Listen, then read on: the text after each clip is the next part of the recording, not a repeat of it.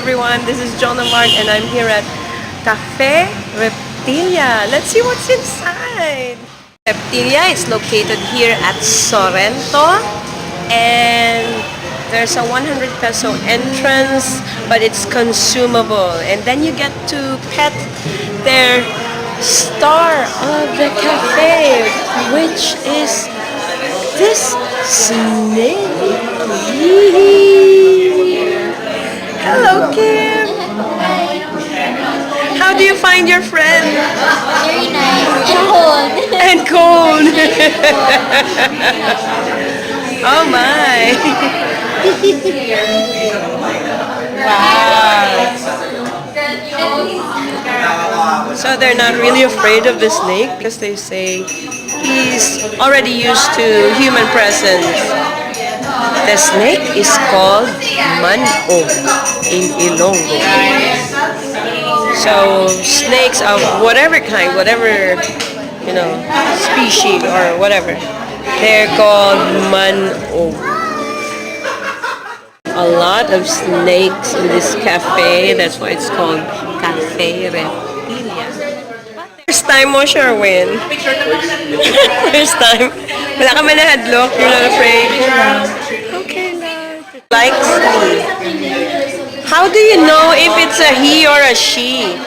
How do you know if it's a female? Lagba ang clause, miss. It has what? Lagba ang clause. Lagba? Oh, laba ang clause. Male. Kung lip out, person na yung female. That's a female. Pero two holes gapon. Clause, two clause. So, is that the reproductive organ nila? Ginagamit nila para sa mating. So, ang mga male, kay lagba ilang ang clause, ginagamit nila para To attach sa ina? So they have like... Para mag-open sa there is a female. That's the genital nila.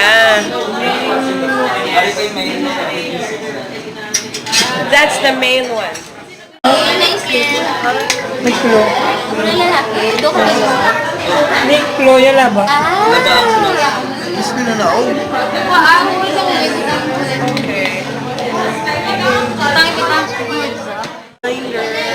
Charles Darwin.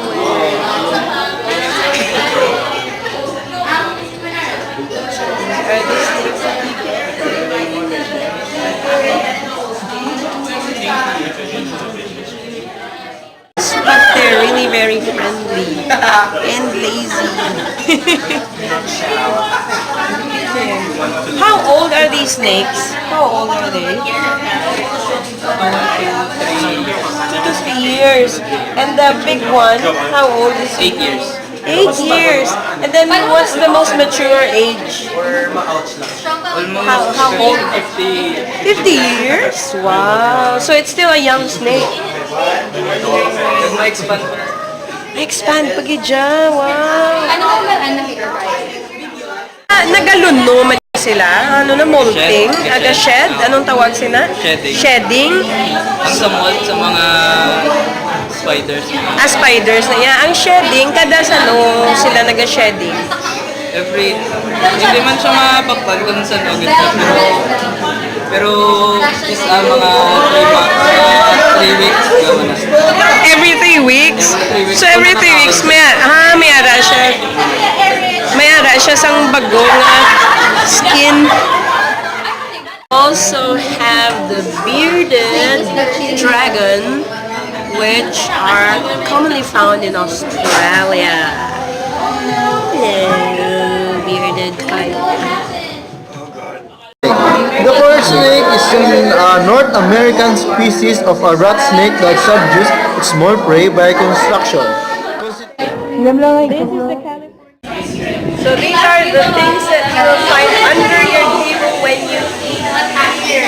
So a lot of reptiles and snakes. You can view them when you peer over your food on the table, but they're encased in glass, and all of the reptiles here, especially snakes, are non-venomous. They're not poisonous. The only snake that has a pair of fangs, is this king snake, which is I was told that they used to be cannibals. They eat their fellow snakes. That's why they have fangs, but they're not poisonous. Look at the other snakes here. They're very kulit. This is the most dangerous snake. what snake is that? Banana snake. I will eat that.